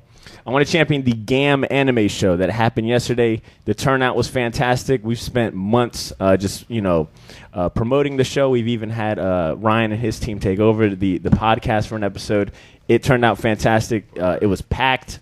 There was DJs. There was b-boys. There was art. There was vendors. There was food. There was music. It was a blast, man. If you were not able to experience that last night for whatever reason, I hope that in the coming next year that you're able to experience it for yourself. I'm telling you right now, GAM is doing some incredible things, and Ryan and his team put in a lot of work and a lot of hours making that show what it was last night. So I want to champion that first off, and then I also want to champion this Netflix series. It's called Explained, and it's by the people who are by Vox, right? So Vox is this media company. They do YouTube videos, and they cover a range of topics: entertainment, politics, etc. I think the one that you guys might remember most is there was this rap deconstructed video going around. They're breaking down like the bars, etc. So they have a Netflix series, and I want to highlight episode 8 because they talk about esports, and not the company EA Sports, but esports in general, like electronic sports, video games as a competitive sport. And they're all short videos. This one was like 15-20 minutes, but it was really enlightening to see where video games are now. As a respected form of like sports, as a competitive sport. Yeah, thank you so much. Get a lot of money off that too. Exactly. The business is crazy. So this was a really good insight into seeing how it's started and where it's become in the craze. You mean like a actual sport where you use your brain? And they were talking about how how esports had to kind of go over that hurdle of the classic mentality of, well, that's not really a sport. You're not doing anything physical, but it's demanding in other aspects. So I want to shout out to the Explain Netflix series. And the last thing I'll champion is HBO released this Robin Williams documentary. It's like a docu-movie. It's like 2 hours.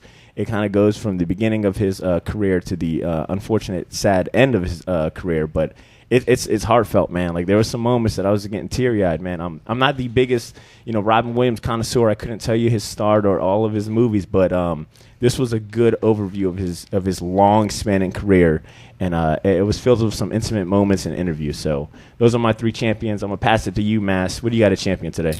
I'm gonna do Streams of Thought Volume 1. That's with Black Thought.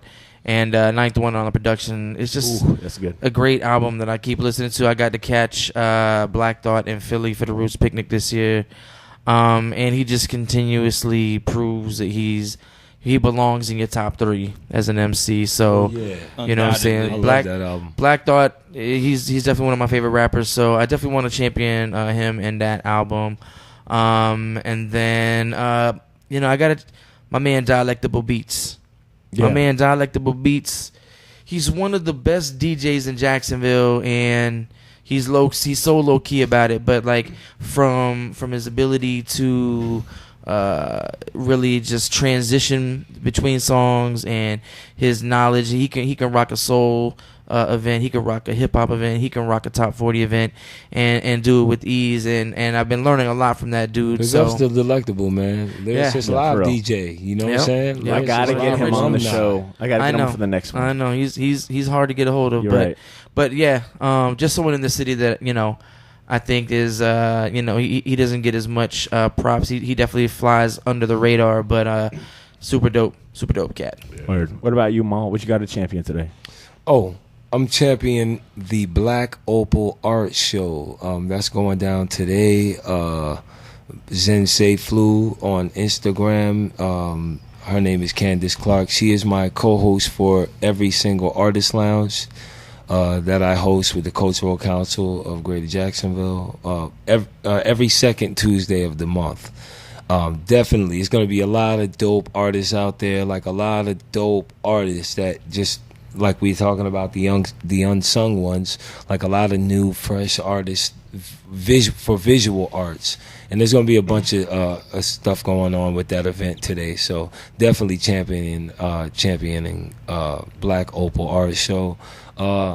I'm championing Luke Cage because I'm the only person who ain't finished watching. Oh no, you're not alone. Me too. I'm like 6 episodes in. Like, I need to finish it. I can't believe I haven't finished watching it. I'm like, I didn't finish watching it. Me too, man. I just haven't had the time. You know what I'm saying? And that's because my next championship is for my son and my daughter. You know, I've been like championing that a lot. You know, like, you know how we all do. You know, fatherhood, get into the grind. You know, yeah. She got a new cat, so I'm championing the cat. You know that might be the first pet we've had champion on this show. She's very excited about it. So it's like, I'm championing that cat. You know what I'm saying? Shout out to all the cats. So, yeah, definitely. David, you get an honorary champion because you was out here looking. I don't think I've ever seen you like and paid attention to your face freestyle. Looked like you were being possessed by. I was thinking the same thing. Bro. I have video of the first possession.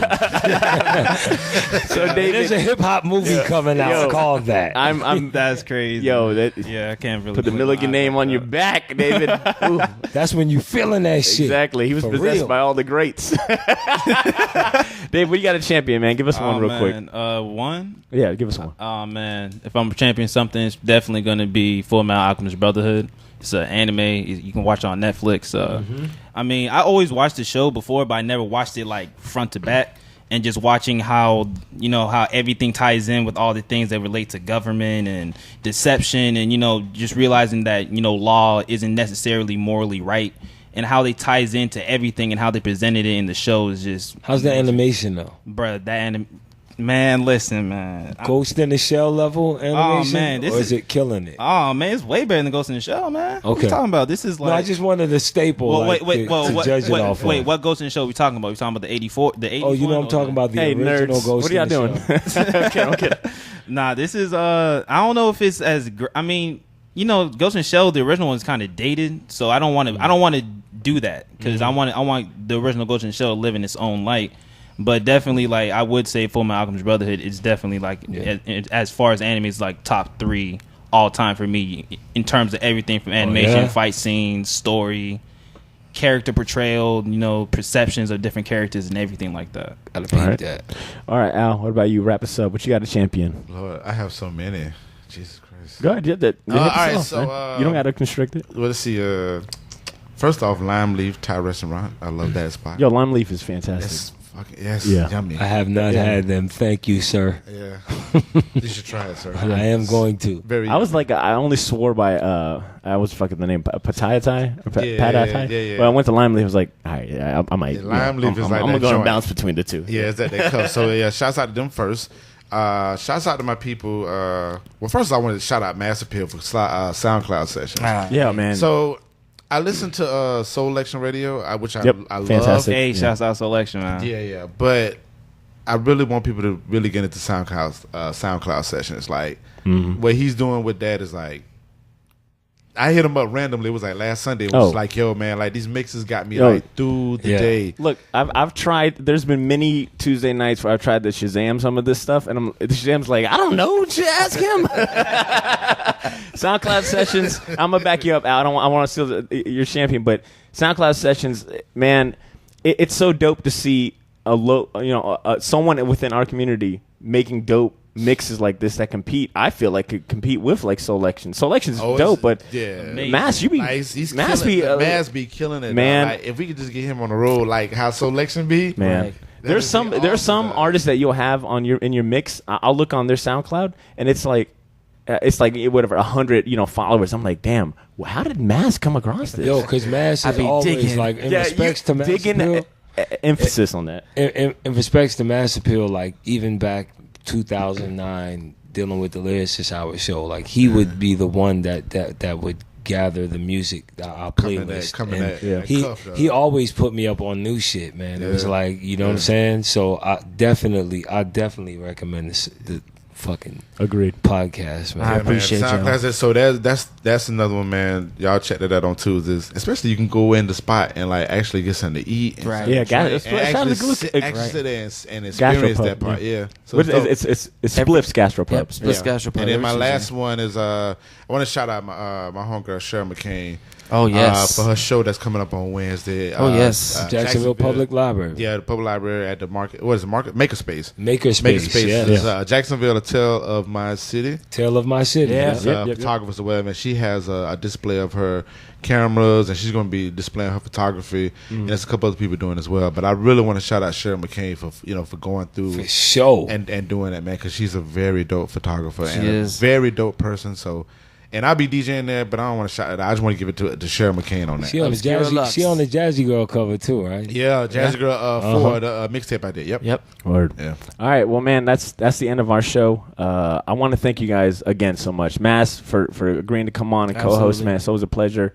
Maul, to finally be able to have you sit down and here's the thing for anyone. I'm sure that there's plenty. When this show's done and I'm editing, I'm going to be like, I should have asked about that. Damn, I should have touched on that. But there's so much history and so many things that you guys have done and are continuing to do that I'm like, I feel like we've only scratched the surface of this episode. And that's 1 hour isn't enough. No, it's not. But because I wanted to talk comic books with you, and Al, I wanted to kind of go more into your history and the work. But regardless, man, thank you guys so much for coming on, man. It was a great show. This was fun. And thank you for having me. And you guys were great sports with the freestyle, because I know some folks, are like, well, I get paid to do that now. But, man, I love that you guys embrace. I love those people. Ooh, man. I love watching those people embarrass themselves. Yeah. But look, it's the people. No, it's the people that be like, I can't rap over this beat. Can you switch over? Yeah. I'm like, no, sir. Quit. Whatever Definitely beat not. Yeah, Stop. don't do that. You need help.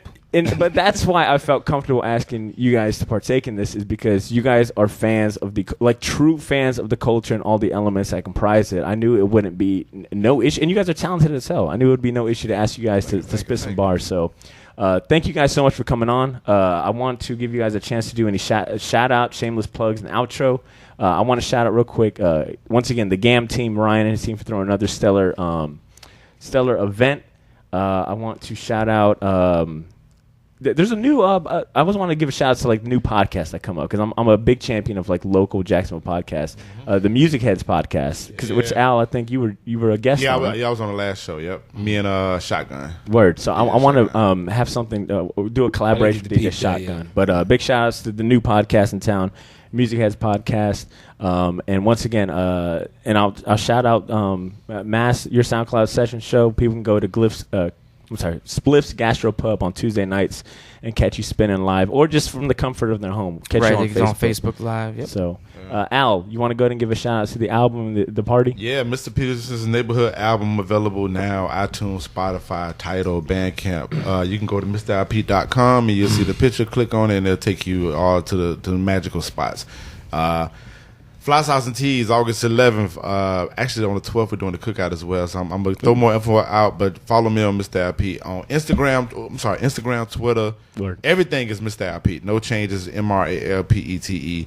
And yeah, I want to shout out the people that was on the panel: Maul Jones, my brother right here.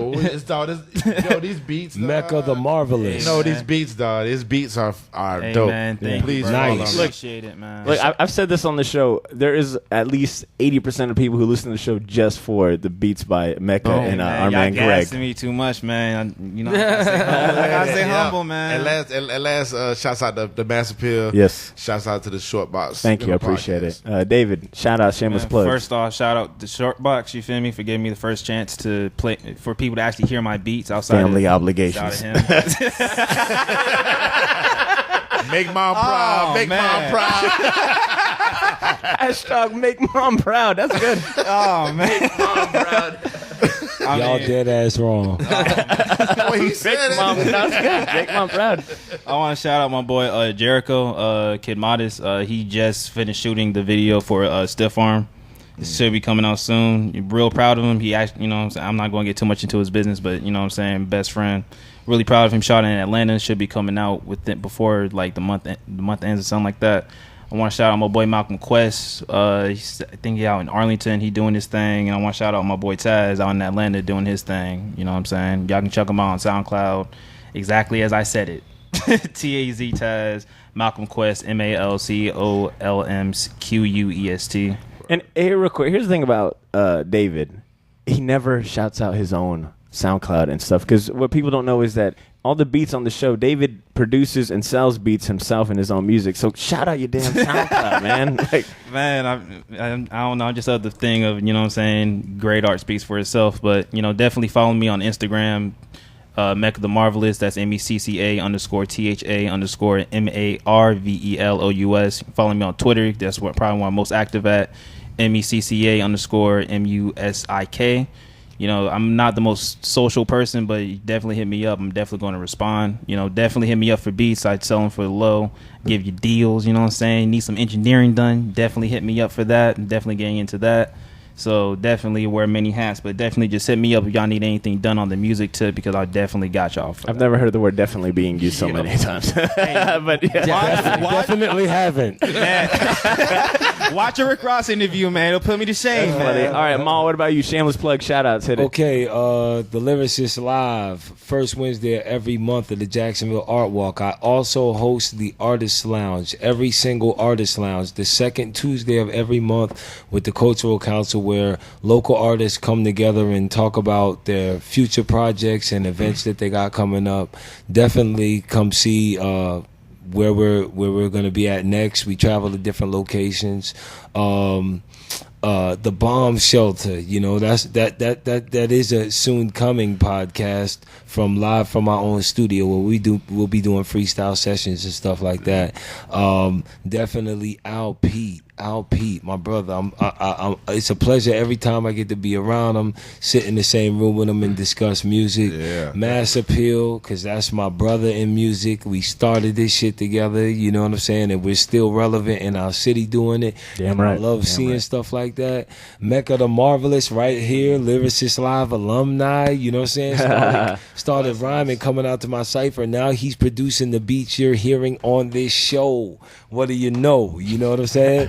So that is super dope. Man, Black Opal, the art experience, today at WJCT.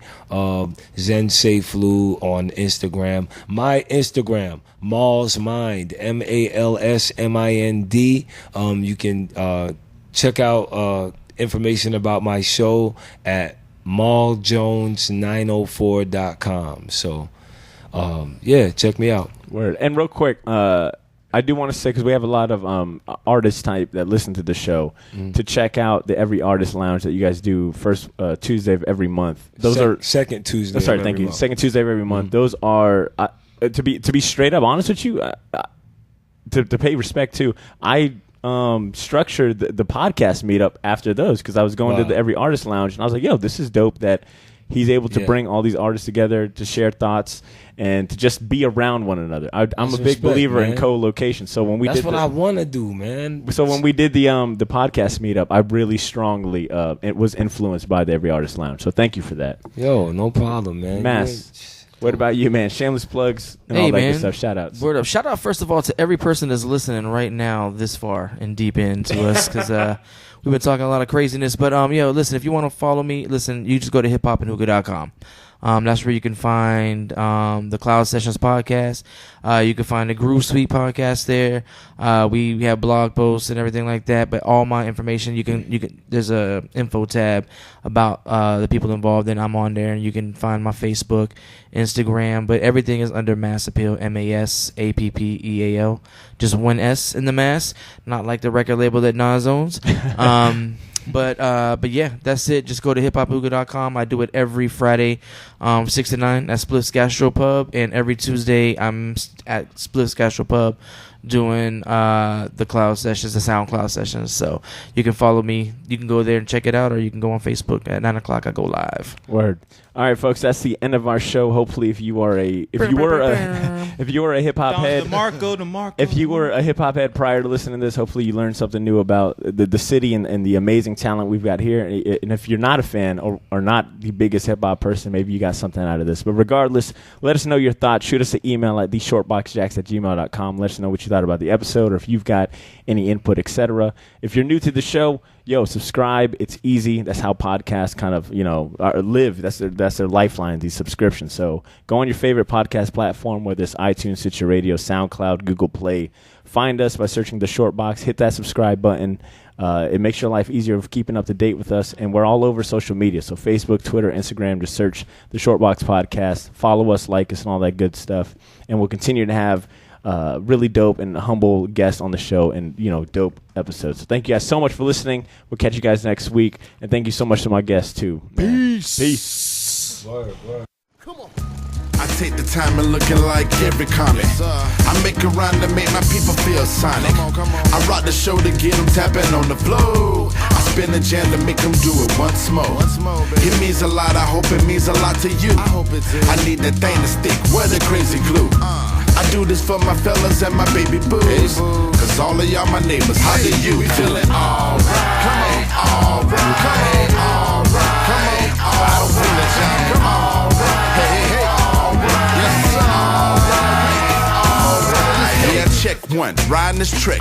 Be the one to be of extraordinary status. Stopped all the lazy habits and got busy. Building my ant farm. Be careful when you buy a log or a brick, cause I learned on Elzo or Boulder. That knowledge got me strengthened in my shoulders. For brighter days I pray, this may go this way for my neighbor. I ask that favor, Lord, give me courage that I walk this path, that these people check it out. Right, boy, that line kinda tight, but words to the 3 lines residing on my shoes. I'ma keep them toes down and keep y'all with that news. Yes sir. I take the time and looking like every comment. I make a rhyme to make my people feel sonic. I rock a show to get them tapping on the flow. I spin the jam to make them do it once more. It means a lot. I hope it means a lot to you.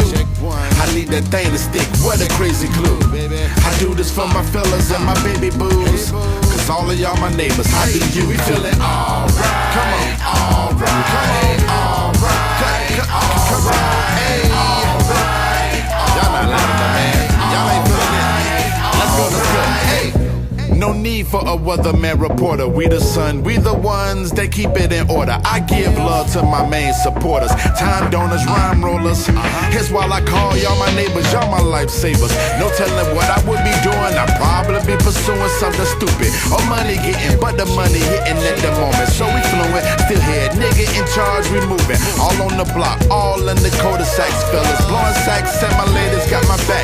Hey, reporting from Jacksonville, FLA, your #1 acquaintance, Mr. LP. Now where the party at? Hey, I take the time and looking like every comment. I make a rhyme to make my people feel sonic. I rock the show to get them tapping on the flow. I spin the jams and make them do it once more. It means a lot. I hope it means a lot to you. I need that thing to stick. What a crazy glue. I do this for my fellas and my baby boos. Cause all of y'all my neighbors, how do you feeling? Alright, alright, alright, I feel it now.